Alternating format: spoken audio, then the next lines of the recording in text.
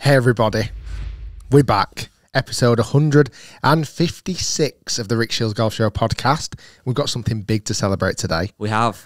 Rick broke 90. Only just. No, we have been now officially on the air for 3 years. We have indeed. Happy 3-year anniversary, Guy. Happy 3-year birthday. Here's the next three. Here's the next three.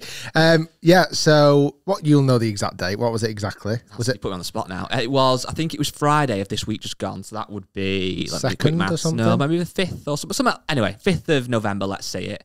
We released the first podcast in 2019. And here we are 156 episodes later. It's crazy, isn't it? Who do you want to thank? Now you've put me on the spot. You. Oh, thank you. For making me do it every single week. Yeah, forcing me. Get on that bloody mic, Rick. Put your phone down and get on the mic. No, I'm joking. The team behind the scenes, so Matt, who does the podcast. It's not always been Matt as well. Harry's been involved. The guys who work for me who set up these wonderful cameras. I want to thank Black Magic for giving these wonderful cameras that are amazing. Yeah, just kind of a lot of goes on behind the scenes to get to this product out. Yeah, believe it or not. And it's exciting. It's really cool. We've done 2 live shows, one in Manchester, one in London. Maybe explore that into 2023 again. Yeah. This was funny actually. James Robinson. Yes. He sent me a WhatsApp over the weekend, and he had half a golf ball. Okay, and it was a resin golf ball. Okay. Give the significance you can remember. Yes, from the cutting them open at the show. At the Manchester Golf Show. And somebody at the Manchester live show that we did, and one of his clients came to a lesson with him with half this golf ball and said, is there any chance you can get Rick and Guy to sign this golf ball, half a golf ball? So at some point, we're going to be signing half a golf ball. Yeah, it's been a really fun journey. We've really enjoyed it. Hopefully you guys listening, watching, thank you for subscribing. If you haven't already, if you're watching this on the second channel, just a heads up, you might not be aware you've not subscribed to this channel, so make sure you subscribe to it. We're fast approaching 200,000 subscribers on the second channel, so if you can get us over that by the end of the year, that would be phenomenal. And also, if you're listening, make sure you're subscribed on every single platform, whether it's, well, the one you listen to on mainly, but Apple Music or Spotify or whatever it is. But it's been a fun ride, and we are looking forward to many more episodes coming your way soon. Absolutely, yeah. Big thanks to everyone in the clubhouse. You guys are my favourite. And you guys for listening. Yeah. The ones of you not in the clubhouse yet, we don't want to thank you until you listen to all of them. So there's 155, now 156 with this one to listen to. If someone has spent 100 episodes listening, I'm not thanking them, because they've not done it all yet. Oh, wow. Only when you've got them all. Okay. I'm joking. Thanks, everyone. We asked in the group as well, in the Facebook group, about people's favourite memories. And people love the guest trick, so we'll hopefully get some more guests going forward. And Mike Swiffen said, I enjoyed the darts and badminton phase. Well, they were quite short-lived. They were. I wonder what the next phase will be. 2023, I think Rick Shiels will have some big phases. Kayaking. Well, there's something I've yet to announce. I'm running a marathon next year. Oh, wow. So I'm doing the London Marathon in April. So there'll be marathon running talks. I know we've had a little bit of running chat already on the podcast, but there might be a little bit more moving into next year. Yeah, what could be another sport? Kayaking. The one I don't think I'll ever get into, personally, fishing. Fishing, no? No, and it's no offence to any fishers out there. It's just not something that's really appealed to me. But I feel like fishing and golf should go kind of hand in hand, because you can do them on your own. Yeah. They're kind of should be quite peaceful. We know golf isn't that peaceful, which we're going to come on to in a minute about peaceful golf and not peaceful golf and bad golf and video. I wonder if it's stressful when you've had a bad day fishing.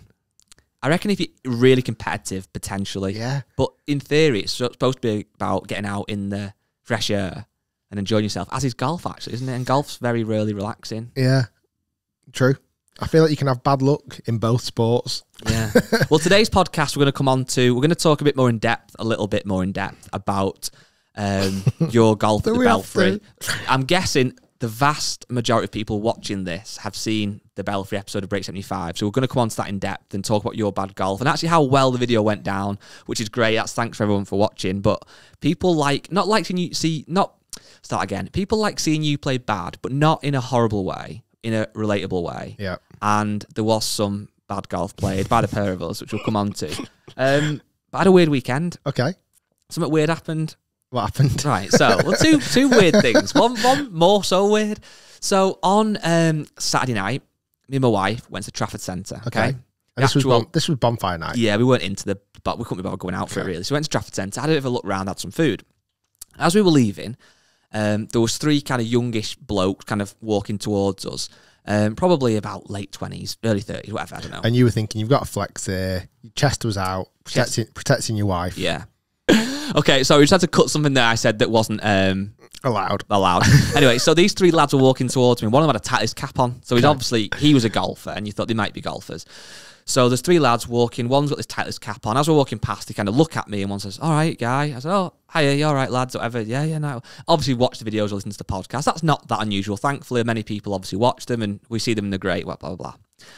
The next day, I'm in Wigan, right? So for people who are from far away, Wigan to the Trafford Centre is probably about a 25-minute drive. Yep. And we've been to Sainsbury's shopping. And we then nipped into B&M Bargains, where you get like loads of sweets and stuff for good prices. So we went in and I got some brown sauce. Okay, wow. Big thing of brown sauce for beans on toast. And we had a beans on toast stage. Yeah, we did have a beans on toast stage. That was we were really scraping the barrel at that point. We had a beans on toast stage. Anyway, I got my brown sauce. And then my wife went on some sweets. And, Starburst used to be called Opal Fruits. Well, they've now rebrought out Opal Fruits. I don't know if you knew that. I didn't. So she wants an Opal Fruits. Okay. So I'm at the till. I've got brown sauce and Opal Fruits, right? Bit weird combination, that, innit? And she then leaves me and says, "I've had enough of you. You've ruined my life." No, she said, "I'm going to Sainsbury's. I forgot something," right? So I said, "Okay, I'll wait for this." So I'm stood at the till with brown sauce and Opal Fruits. And these kind of shots, there's a bit of a rule of thumb where if somebody has got loads of shopping and somebody behind them has only got 1 item or 2, they sometimes say, "Do you want to go before me?" Yeah. And this couple had loads of stuff. They didn't say that, so I had to, which is fine. That's how queues work. So I was looking on my phone, killing a bit of time, scrolling, put my phone away, and looked. Some lad was looking at me. And he's probably thinking, why is that guy got brown sauce and Opal Fruits? Is there somebody else that also dips their Opal Fruits in brown sauce like exactly. me? So I kind of awkwardly smirked. I went, "All right." And he went, "All right, guy." I went, "Hi, mate." He went, "This is weird." I went, "What?" He went, "I saw you stay at the Trafford Centre." No way. I was like, "Were you one of the 3 lads?" He went, "Yeah." I was like, "That's weird." He went, "Yeah, I know." I was like, he went, "Do you live around here?" I was like, "Not far." I was like, how bizarre is that? Really Some random strange. lad, 2 times in like 24 hours at totally different places.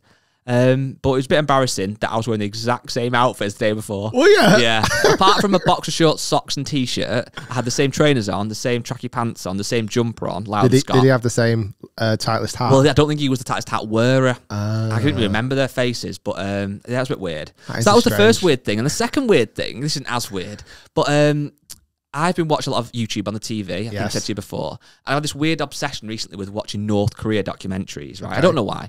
Just quite enjoy it. Last night, on Sunday night, I thought, you know what? I'm going to watch a South Korea documentary. Okay, it's a bit different, a bit more of a light-hearted feel. So what variety?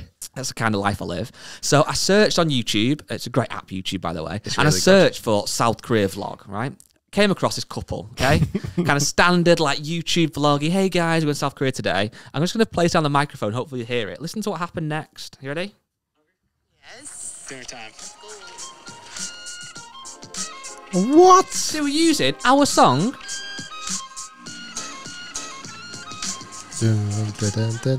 Now, it is royalty-free music that other people can use, but how dare they use our theme tune to the podcast for a documentary? Is that the one we have now? Yeah. That's our podcast? That's our podcast. Oh, my goodness. Right. Copyright strike that couple in South Korea. How dare they? You've had an incredibly interesting weekend, guys. I have. And I've got a game for you now. Okay. You ready for this? Before we can I just say I almost got hit by a firework on Saturday. Oh, wow. Please tell me about that. No big deal. No, go on. Went to some friends. Friends are friends. Mutuals. Well, no. It was a bit bizarre. But anyway, back garden firework. I hate back garden fireworks. I actually think they should be banned. I really do. Yeah. But I went anyway. And you're never in the right place, and the parameters are never right. Anyway, a rogue firework shot sideways into the Was it a Rogue crowd. ST? Oh. That's pathetic. Into a crowd, and luckily no one was hurt. But that's the second time now I've almost been hit by a firework. Yeah, you got to be careful with fireworks, haven't you? So anyway, that's literally, and I'm not joking, the best thing that happened to me this weekend. Wow. The best. Wow. So it was a quiet one, let's say the least. So come on, what's your new game for So, me? right, this isn't necessarily going to happen a lot, but I have taken huge inspiration. I need to give a shout out. So, friend of the show, John Robbins, who's been on the podcast 3 times now. He's got the hat trick Wow. ball. He has a podcast with his friend and fellow comedian, Ellis James. And I'm a huge fan of it. I've listened to it for a long time. Can we still be friends with him though? Ooh. Because sore point. since coming on our podcast, the #1 podcast in the whole of golf, 3 times, Yeah. and being on the live show, Yeah.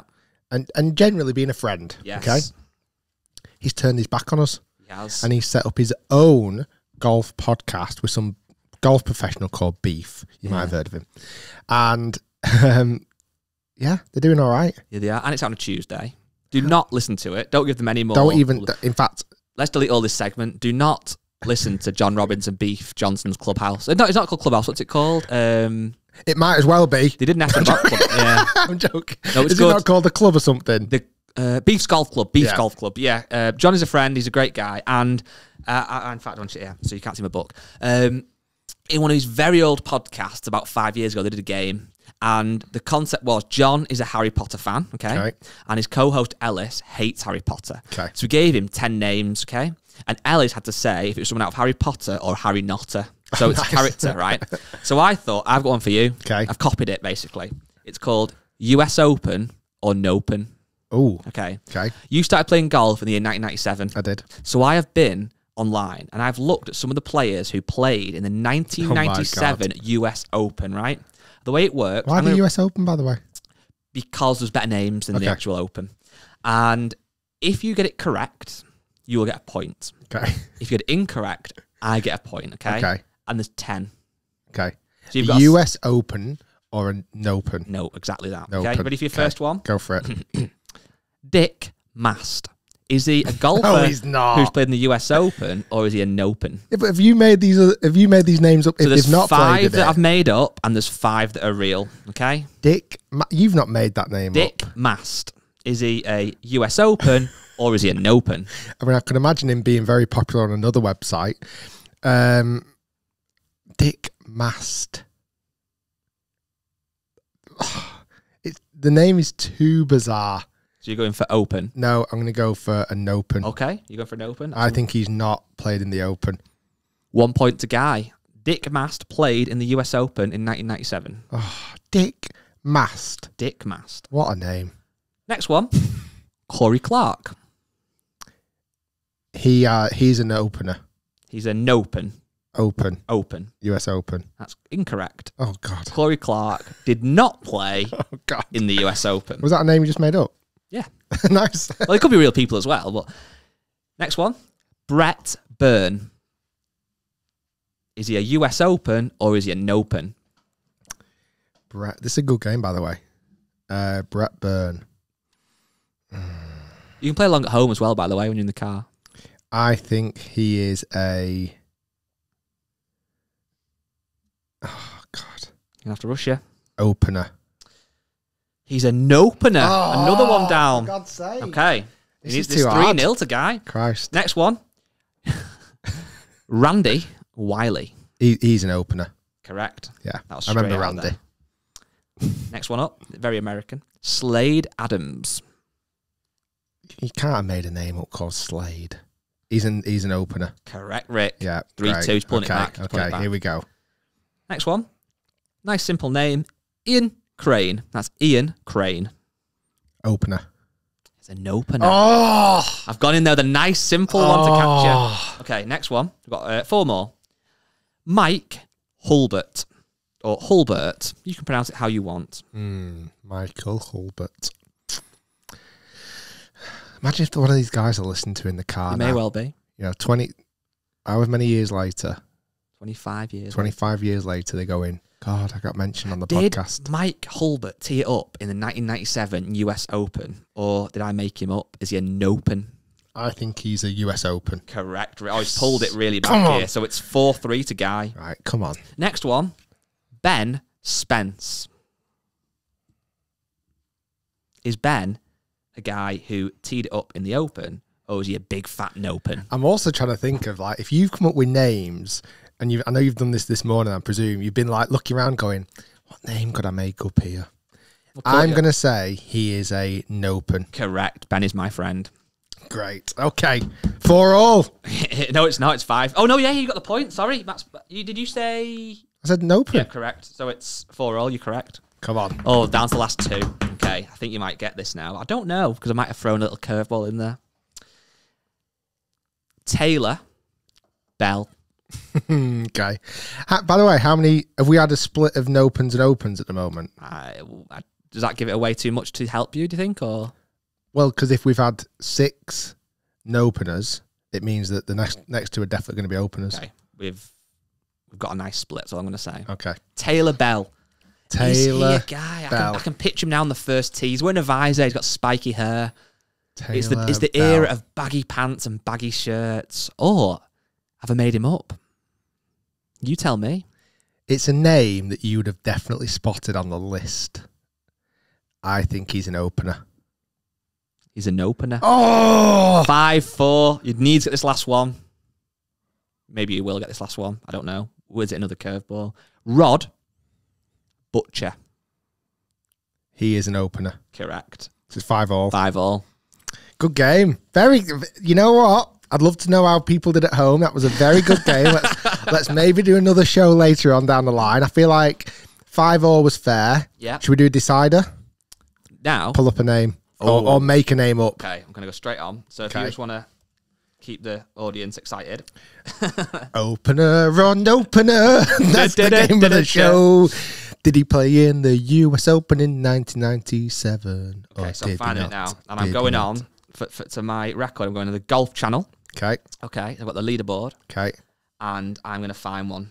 Or I'm going to make one up. Or not. Yeah, so I'm looking like I'm finding one. Oof. Let me just find one that I might use, and then I might also make me one up. This is the decider. 5-5 in the match. And I will be verifying this. Okay. Right, so I've looked at some. Now I'm going to make one up. Okay. So it looks like it could be either way. Okay, got it. Okay. Greg Forrest.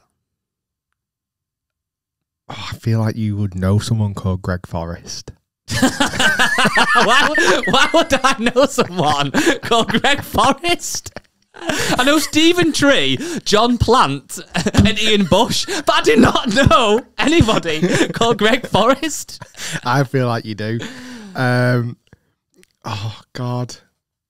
And I think you've done something sly where you've actually found a first name of someone who played in the Open and then made up a second name. Before we announce if Greg Forrest is real or fake, what would Greg Forrest look like if he was a player in the 1997 US Open? Would he have been young, old, medium? Journeyman. Yeah. He's qualified. Yeah. He's a pro at the San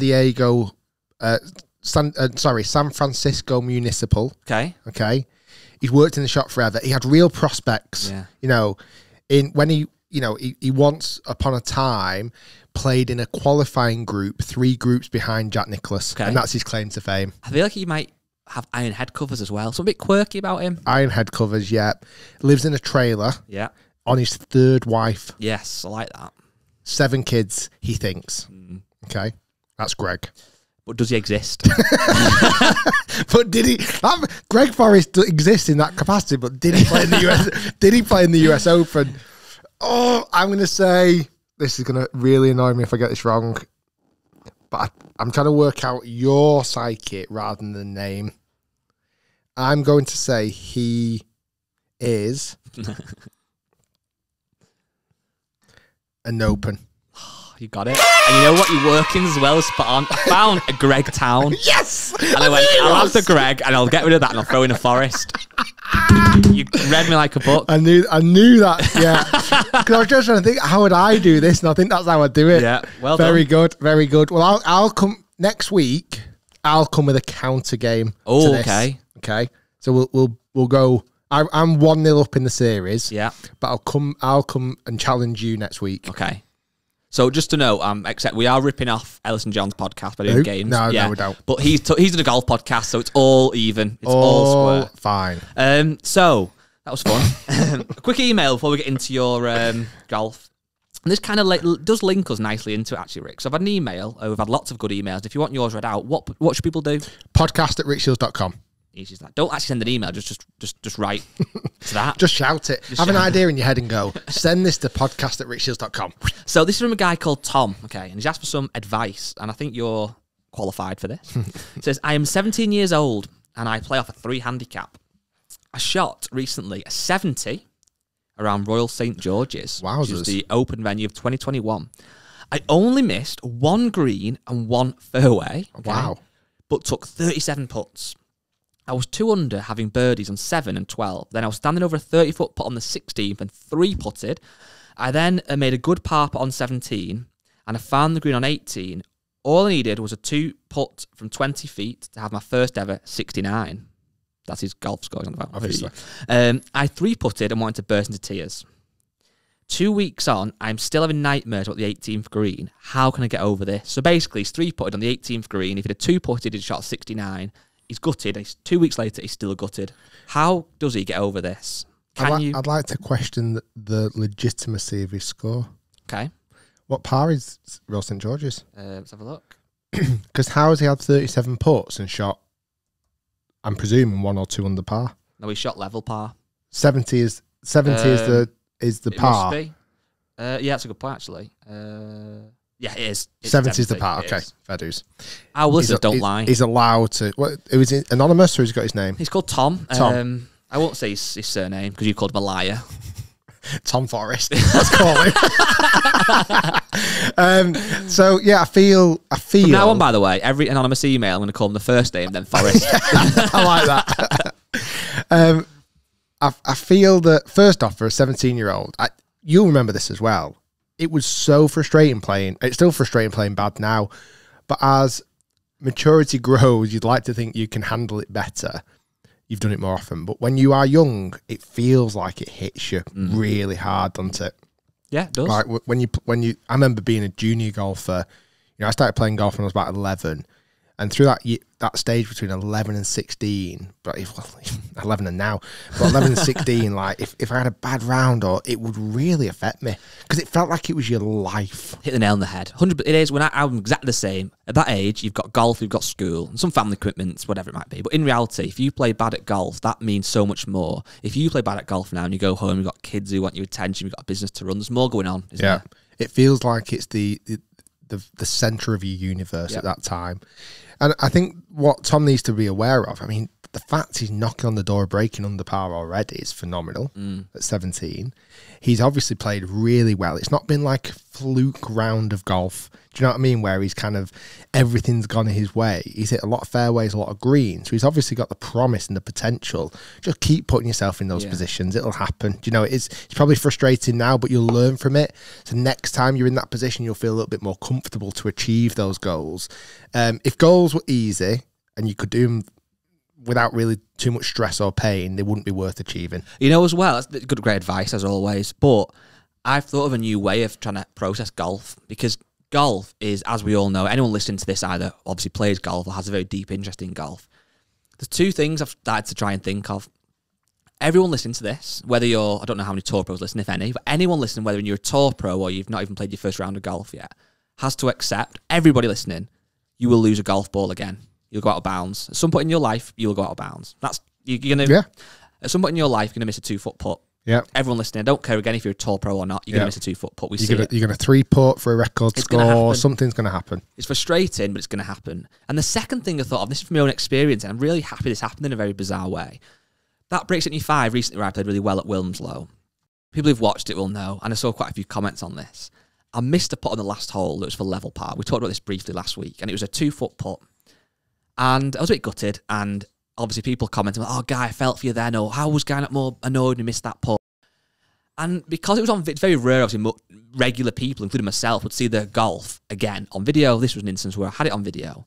I watched the video back, and I thought, right, okay, if you gave me that putt again and said, Guy, you've got another chance at that putt, let's forget that one happened. Let's give you a mulligan, real-life mulligan, have that putt again. And I did it, and I would hold it. But there was a counter-offer as well. So you've hold the putt. However, what you've also got to do is the golfing gods are going to pick one golf shot they want you to play again, and you have to do that one as well. Yeah. So next thing, okay, I've knocked this 2-foot putt in, that's great, but I've got to hold a 12-footer that I did earlier on, or I've got to hit a great bunker shot, I've got to hit a great recovery shot. It's very easy to focus on the shots that didn't go in, clearly. But how many times we play golf where good shots happen? And it's the same for Tom here. He 3-putted the last. That is frustrating. But I bet you in that round he had some great up and downs. To even counter what you've just said there, you've got a really good point. First off, your putt on the last was a really tough putt. He had a lot of swing in it. But imagine again, you got that opportunity to play that shot again. But because of that, you had to play the third shot into that green. Yeah, exactly. You might have missed the green and hit it in the bunker. Exactly. Do you know what I mean? So it's golf has its ways of balancing out. Yeah. And I think, you know, you're always, even when guys have when Jim Furyk went out and did he shoot like a 58 or something stupid, I'm sure he would look back at that round and go, oh, I left a couple out there, which is unbelievable to think. But if you actually honestly said, what about all the putts that you hold and all the shots that you got lucky with, you forget about those. You forget 100%. About the good breaks. Do you think as well, as part of us as golfers, well, say if you were a golfer and you were 2 under par on the 18th tee, you straight away think, I'm 2 under. If I par the last, I'll shoot 2 under, score, whatever.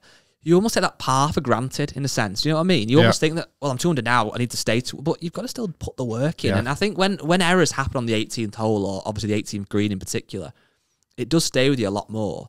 But the 17 holes before that things have gone well. You know, if you played well, things have gone in for you, or bunker shots have gone close, or you did miss the out of bounds by a few yards. So it's very easy to focus on those shots, but remember the good shots. Take the rough with the smooth, Tom, and it'll come back round and you'll be shooting in the 60s. I mean, it sounds like you're well on track for that anyway. Talking about shooting in the 60s, I almost did that front 9 last time I played golf. You did.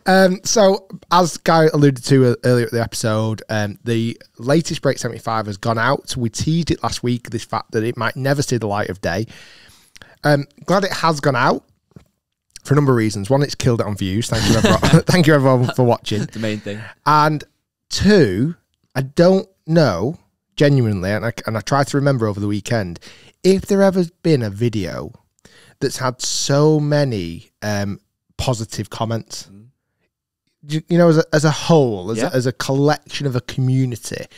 I think that video very much showed, and I did it in the intro of the video, golf is bloody hard, and when it's not going your way, it's very easy for it to get away from you. And as we said, you know, that video could have looked very differently. It could have been ridiculously edited. It could have looked like I shot 73, but we didn't. Obviously, it was all legit, and it was all every painstaking shot that I hit got put out on video for an 89. And, you know, I think at the start of the video, I caveated that I wasn't particularly impressed with my performance and I wasn't impressed with my attitude. I think in the period of time playing, I felt like my attitude was really, really, really bad. Across on the video, it didn't come across as bad, but I was very moody. And, but the comments that have come through that says, thank you for putting the video out. It's relatable. We all have bad rounds of golf. You know, it makes me feel better about my bad game of golf. Hopefully people learn a valuable lesson after watching the video that, you know, sometimes it doesn't go your way and you've got to accept that. That's golf. I've got 2 questions for you then. The second question, which we'll come on to in a minute, is how are you going to, I know you're not happy with your game at the minute, how are you going to hopefully rectify that, how are you going to improve? That's the second question. But the first question is something we've kind of touched on, but I want you to try and, I know you will be as honest as you can, and maybe a bit more in depth. Tell everyone listening and me, because I don't really know this as well, the actual journey you've been on from playing golf that day to getting home, to then debating what to do with the video, to releasing it, to the video going live, to, I'm guessing, checking comments, the feelings. You know, was there any mad stuff you ended up doing that you've not told me even, where you've gone online and looked at your old swing and thought, oh God, I used to swing it better, or have you debated not, like, what genuinely from going out and shooting that score to now, what's the actual, again, journey, quote unquote, been like? I definitely think it helped the fact that we stayed over that night at the Belfry. Do you know what I mean? Because I think, well, even before that, though, at what point on the golf the day did you think, like, this isn't going well? What point do you think, I don't want to release this video? I think probably the 10th.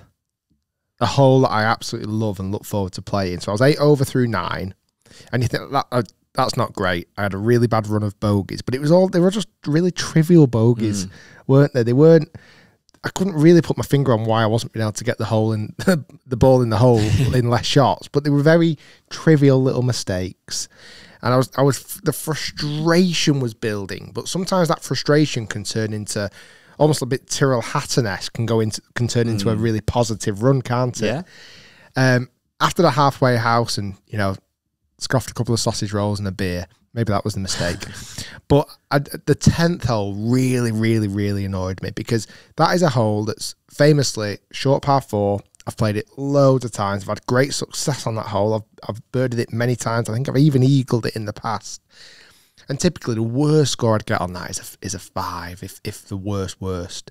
And I'm stood there with a 3-wood in my hand thinking, I should be able to hit this on the green pretty comfortably, or at least get close. And to basically like top it, I basically topped it into the water in front of me.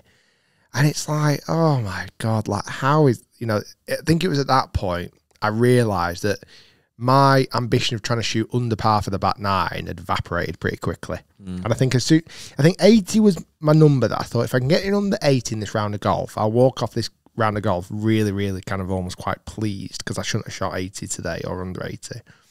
And as soon as that hole happened, the 10th, actually weirdly made an unbelievable up and down for double bogey.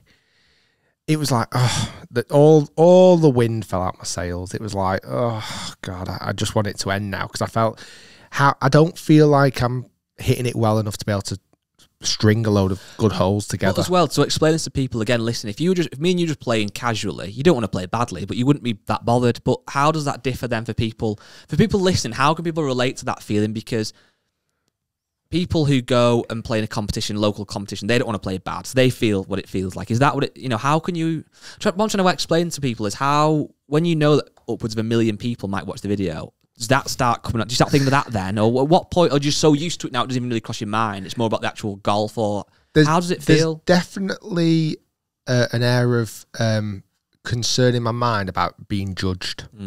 I think that's something that possibly all the time I've been on YouTube is something that you're almost fighting those demons. You know, people are going to watch it, they're going to have an opinion, they're going to judge it. Suddenly people are not going to like my channel because they see I'm playing bad golf, or, you know, suddenly someone is going to go, you know what, I'm not going to listen to this guy anymore because he obviously doesn't know what he's talking about. I think things like that start to weirdly go through your mind, or irrational thoughts, really. And then it's just like, I want to make a really good video, an entertaining video that comes across as, you know, it's enjoyable. And that's separate from the golf, really, isn't it? You know, the video production, and that's it. It's very difficult, and I'm very privileged in the position that I'm at, that I get to play lovely golf courses, get to film it, get to make these nice videos. You know, it's a dream. But sometimes when you're thinking about golf and you're thinking about the production, and you're thinking about the outcome, you know, I've done it before though. It's not something new. I've been doing this for 10 years. But a lot of these little factors can suddenly kind of get on top of you, and you're thinking, oh, for God's sake, why has it gone like this? I wish it hadn't gone this way. You know, someone made a comment, and I read it this weekend. It was like, Rick, you really need to focus on your golf. If you want to go out there and break 75, don't talk as you're playing. And I'm thinking, yeah, but that's not what we're doing. We're making a video. You know, it'd be a bit crap video if I didn't talk all the way through. You know what I've noticed more than anything from the comments on this video? How few people, I might be wrong in saying this might just be a minority, but it feels like it's a majority, don't actually care what you shoot. There's a definite, wave of fans who watch, and probably in the intent that we want them to watch. It's an entertainment product. You know, the video goes out every Friday, and it's just an entertainment where you can sit back and hopefully be entertained for an hour. And whether that's a good round of golf, a bad round of golf, the camaraderie between you and me, or me and other guests, or whatever it may be, the golf course that they've always wanted to play or been intrigued to play, the way that we film it hopefully is very, very good, so you can, you know, appreciate the quality of the production. And at the end of it, you watch that video and you go, I enjoyed that. That was worth that was worth 50 minutes of my life, because, you know, I enjoyed that product. The Breaking 75 is more the series name as opposed to a real serious goal. Because, and again, that's the only one thing that frustrates me, is like people say, oh, you'll never break 75, or come on, Rick, you've got to do this to try and break 75. It's not like it's a But I've broke 75. Yeah. It's not as if that's a lifelong goal that I've always tried to achieve. Well, in simple terms, it's like if somebody had a series where they were just going to golf courses trying to play to the handicap. You know, like you've said before, your handicap probably is about a 2 at the minute, let's just say. Yeah. On a good day, which is what your handicap should be. If you play to that, you'll shoot 74. Yeah. If you have a bad day, it could be whatever. Yeah, so the 75 number is more the score that I'd expect to be shooting all around abouts. So then the double on 11 became then almost like a bit of a fun kind of like, oh, my head's completely gone now. Because I had an unbelievable drive down 11. I was hitting my driver really well that day. You did it a good one. I had like the weirdest second shot into that green. I had a pitching wedge in my hand and I pulled it so far left. It got really plugged in the bunker, like horrendously plugged. Yeah. And it's that point you think, well, nothing's going to go my way right now. I know you kind of semi-joked about it and we've discussed it, but truthfully now, were you actually thinking this is never going to see the light of day? At what hole? Around now or a bit later on? I think it was probably on the par 3, 15th. And then is there a part of you that feels like, well, the camera guys have come down, the golf course have given us the course, they're going to wonder why the video. Yeah. All these things come into your head. I was almost thinking, right, when can I rearrange this video? Because also I was going away. Yeah. I was going away for the week after. Yeah. So I was thinking to myself, we can't film another episode in the time I'm going to go away. So it's not as if like, you know, if I was off the next week, I think almost me going away on holiday with my family helped that video be published. Yeah. Because I genuinely believe if I wasn't going on holiday, I think I would have probably wanted to reshoot that whole video. Wow. But so me going away, thinking, oh God, we've not got time. You know, the camera crew coming down. I mean, we were down there for a meeting the day after, which we told you with Flame-Tade products that we're seeing for next year. So it wasn't a completely, obviously, wasted trip as such. But you feel like, God, you know, I think weirdly as well, and it's not the golf course's fault one bit, they were super helpful for us. Often when we're out there filming, we pick really quiet times of the day, and it was really slow that day. It was. So I think sometimes that plays into your mind, like suddenly your mind starts playing tricks on you because you've got more time to think about your golf. But yeah, 15, I 3-putted 15 the par 3. 15, 16, 17, 15. I think it was 15 or 14 the par 3. Because I hit the green and it was like, right, I've actually hit a shot that looked like a golf shot. And then 3-putt from nowhere. And I'm like, oh my God. I then play at par 5. I hit a terrible tee shot left. I hit a decent 3-wood into the bunker on the right. I left it in the bunker. And then I got up and down. I think genuinely, I think if I didn't get up and down on that par 5, I'd have probably called it a day. If you hadn't have released the video, I'm guessing you would have felt some level of relief initially because you'd be like, right, that doesn't matter. I can forget that. Would you have almost felt guilty to the audience? 100%. That they're not seeing a true round of golf? It was a lovely day around a championship golf course. You know, I know how well it would have been filmed. I know it would have been a nice video. But that was the thing. It was almost my score in my head was ruined and my ability to play golf and genuinely my attitude on the day. And I think the editors did a wonderful job to make it not look like I was being a spoiled little brat when I was playing. I think all of that helped when I saw the product. Well, you're right. That's a big thing that like when you threw that ball in the water, that's something that you probably think, oh, I shouldn't have done that. Like, I don't want people to see me doing that. It's a bit, you know, we've all done it. But the fact that we then put the lads put like a meme bit after it, it's almost like you feel you're laughing at yourself. So it takes that away that like, you don't like a spoilt brat so much. It's more like we're taking the mick out of yourself. I think the other thing that really helped as well, and so when I went away on holiday with the kids, and obviously I think about work and whatever, I thought to myself, what am I going to do with this Break 75? Am I going to release it? Am I not? And I came up with this kind of idea. Well, I thought, well, I think it needs, if I'm going to release it, it needs an intro. It almost needs a bit like, I always go back to that film 8 Mile. Yeah. You know when Eminem stood on stage on the final rap battle and he basically slates himself. So you got nothing else to say. So the other guy had nothing else to say. And I thought, right, that always kind of stuck in my head. And I thought, well, if I can almost get ahead of that tidal wave of negativity and I can come out and go, and we kind of even teased that on last week's podcast. I thought, well, if I can get ahead of that and explain and hold my hands up and go, this is me playing really crap. Just be aware. Like, if you don't want to watch it, don't watch it. But I'm just letting you know, this is me playing really, really badly, and I'm embarrassed about the way I play.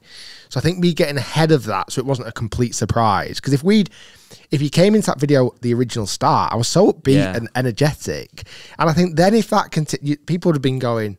It would have been a journey, but it was like a spoiler alert without actually spoiling it. So when you're on holiday and stuff, or after the round of golf, is this something you'll chat with your wife about? You say, "Oh, I played really bad. I don't have to release it," or just not really mention it? No, I never really. Sometimes if I've played nicely, I'll tell her. Shot 73.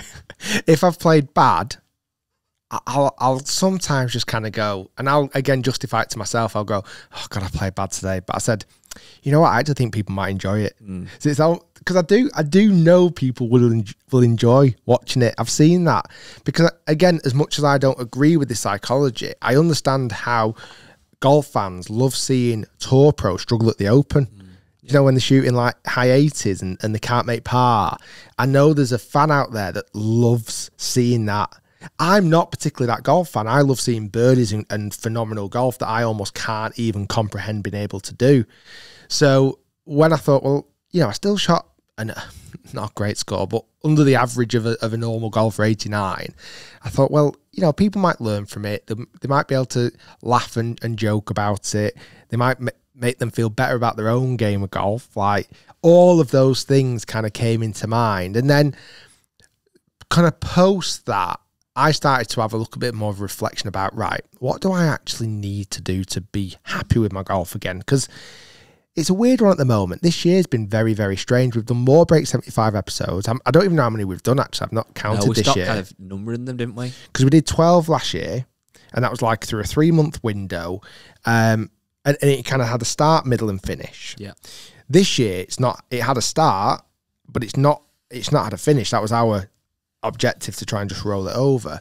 But I think with that, sometimes I feel like I'm almost on a treadmill where I can't actually just stop and take check of everything and try and practice and improve, because each one of them are filmed, you know, week in, week out. So I've got a strategy for next year how I'd like to film them. I want to film a little bit more in bulk and maybe go to a location, let's say Ireland, for example, and go and film 5 or 6 episodes in bulk, because I think that's where I play better when I play more often, you know, back to back to back.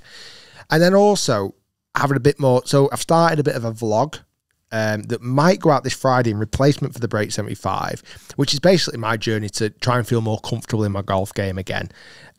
So working out, you know, I've been for a couple of lessons, or I've been for a lesson since I last on the podcast with Dan Whittaker, who we've had on the podcast before, who got me swinging it really, really well, you know, years ago. I need to look at maybe, you know, how can I work on my putting? It's something I do need to work on my short game. How can I apply myself in a practice mode more? For me, I don't like practicing where I've got nothing to work on. It kind of bores me a little bit. Yeah, just hitting balls. Yeah, and I know you like that, don't you? I'm into that now. You like going to the range, and you've been really good at that, and you've seen improvement in your golf game because you've been enjoying just routine, going to the range, hitting golf shots. Yeah. I feel like me just hitting golf shots, I don't find it that enjoyable, bar when I'm using Top Tracer technology. But for me, I want to be able to work on something when I'm hitting golf shots. I feel like I have to have a task. So whether it's so with my lesson with Dan, which hopefully, if the video looks good, we'll put it out Friday, working on stronger legs, working on club face control, working on a path that's more exit left and up. And suddenly then I'm actually inspired to hit more balls. I actually didn't hit balls this weekend, but I went out in the garden quite a few times just with a club I have in the garden, and just almost probably did about 100 swings without hitting a golf ball. And I like that. Yeah. I need something to nibble onto and get my teeth stuck into. So yeah, I've got a big match against the Tour Pro at the end of this month or early next month. We've not quite fully agreed it just yet. And I want to feel more competent in my game. I want to stand there and go, right, I think the worst I'm going to shoot is a 78. That's what I need to get to. That in my mindset, I don't think I'm ever going to be someone who can go and shoot 65. I might do it once, you know, every blue moon, but very rarely. Like my mate John Beasley, who I caddied for in open qualifying, he went out this weekend and shot 63. I can't shoot that number. I just can't. I've not got the game. But I just want to make sure that my worst round is not disastrous. Yeah. That's all I want. I feel like I just want to get to a point where my worst round of golf is going to be a 78, and every now and again I'm going to throw in a 68 out of nowhere, but most of the time it's in between those 10 numbers. I get that, and I'd love to do the same. But in reality, is that actually achievable? I don't mean that for you. I just mean for, like, when you look at Rory, world number 1, he can go and shoot a 78 and 80. And for him shooting 80, that's got to be like you shooting a 90. Yeah. Seriously, hasn't it? So is it actually achievable that will ever happen? Or do you think it's that you might shoot an 87 or whatever, but it's like literally once every 3 years, whereas now it could be more? I don't know. How does that look? I'm trying to think of a golfer. Like and I've not looked at stats. I can't imagine John Rahm ever shooting a big number. No, but maybe not. But just a quick one then. You make John Beasley shot 63. What did he shoot at open qualifying? Oh, he shot 80s. Exactly. Yeah. And that was, in one way it's different. He was open qualifying, but he had the camera crew there, and he still did it. Yeah. So I don't mean this in a disheartening way, because obviously practicing your golf is going to massively improve, and it'll definitely improve your good scores, and it should improve your bad scores. But are those random ones for everybody still going to exist? Possibly. And that's something I'm intrigued to see. Yeah, maybe it won't. And there is some golfers who are a lot more consistent. But like I always go back to Rory again. I know I do that quite a lot, but he can literally go 78, 65. You think, how does that happen? Yeah.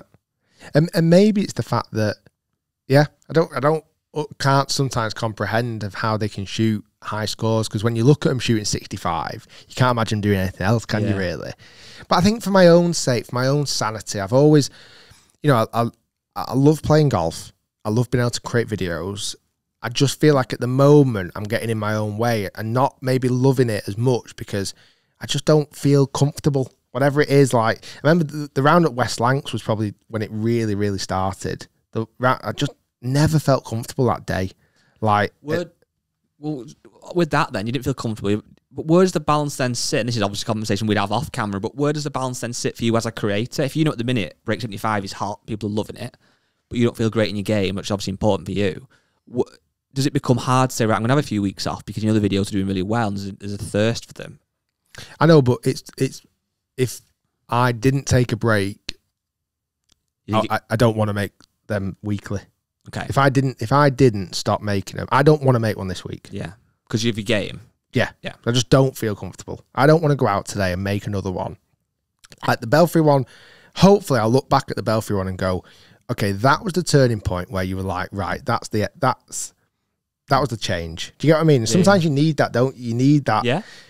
Sometimes for change, sometimes you might stand on the scales and go, right. Now it's time to do something. The Belfry was the binge, wasn't it? That was when you had the 5 double cheeseburgers. Like, right, this you need to stop. Sat in the car. Exactly. This is too much. I think you do need those points in time where you go, right, okay, it's got to this point. I'm not happy with it. Let's do something about it. Mm-hmm. And it all kind of coincides. It's a good time of year to look at improving your golf game. Yeah. Also, like the Belfry, and I said it in the video, the golf course was spectacular, but leaves like everywhere. We talked about it. Where were we? When we talked about it, where it felt like it had gone from summer to autumn really quickly. With Marriott, when we filmed it last week, it's gone from like summer to autumn/winter in no time, in like 2 weeks. And that again, something you go, do I want to play golf when the weather's like this? So it's kind of, if this was May, June, I'd probably be like, well, it's sunny day, let's get back out there and play. But I think now it's not a nice time. I think I'll probably park it till the end of the year, early next year, and then bring it out, feeling a bit more confident. And again, people listening, doesn't mean we're not going to make content. Obviously, I'll be making content. It'll just be different. Mm-hmm. I've got a couple of opportunities to play some tour pros before the end of the year. I've got some opportunities to vlog this journey of my improvement, which I think will be quite interesting. And then hopefully next year get that kind of spark of playing golf and enjoying it again. And like I say, bulk recording these Break 75s. I can get excited for them. Yes. Would you agree?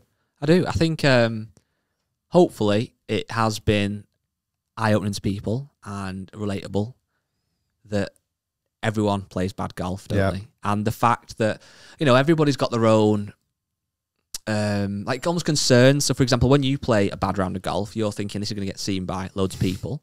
But, you know, there'll be some people who go and play a bucket list golf course and they want to enjoy it, and they go with a few friends and they just play that bad that it becomes hard to enjoy. And they feel gutted. They're like, I've waited 2 years for this golf trip and I've paid a fortune to come here and I'm having a great time with my friends, but I'm playing that bad it's hard to enjoy. Everyone's done that. Or there might be some people who, you know, might be their first time representing their golf club's golf team, and they play the first match and they get beat 7-6 and they feel embarrassed or whatever. You know, they've been given that responsibility, if you want to call it that, of representing the team, and they've played bad. They've experienced it. You know, whether it's somebody who is a good golfer at the club, who is in the club championship, who wants to go out and shoot a couple of 69s and you go shoot 85, 82.